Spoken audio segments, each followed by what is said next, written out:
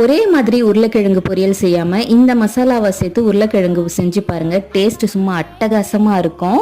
உருளைக்கிழங்கை தோல் சீவி சின்ன சின்னதாக கட் பண்ணி வேக வச்சு எடுத்துக்கலாம். ஒரு மிக்சர் ஜாரில் தனியா, பச்சை மிளகா, கொத்தமல்லி, இஞ்சி சேர்த்து தண்ணி விடாமல் அரைச்சி எடுத்துக்கலாம்.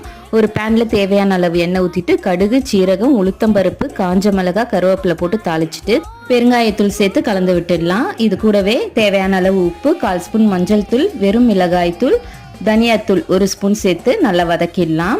இப்போ நம்ம அரைச்சி வச்சிருக்க பேஸ்ட்டையும் இது கூடவே சேர்த்து நல்லா எண்ணெய் பிரிஞ்சு வர அளவுக்கு வதக்கிக்கலாம். இப்போ வேக வச்சிருக்க உருளைக்கிழங்கையும் இது கூடவே சேர்த்துடலாம். சேர்த்துட்டு நல்லா வதக்கிக்கலாம். உருளைக்கிழங்கும் நம்ம போட்டிருக்க மசாலாவும் சேர்ந்து நல்லா கலர் சேஞ்ச் ஆகி சுருண்டு வரும்போது சின்ன சின்னதாக கட் பண்ண கொத்தமல்லி தழையும் தூவி இறக்கிடலாம். அவ்வளவுதான், நம்மளோட உருளைக்கிழங்கு மசாலா சூப்பராக ரெடி ஆயிடுச்சு. டேஸ்ட்டு ரொம்ப நல்லா இருக்கும். கண்டிப்பாக இந்த ரெசிபியை ட்ரை பண்ணி பாருங்கள் அண்ட் சாப்பிட்டு பார்த்துட்டு உங்கள் கமெண்ட்டை சொல்லுங்கள். பை.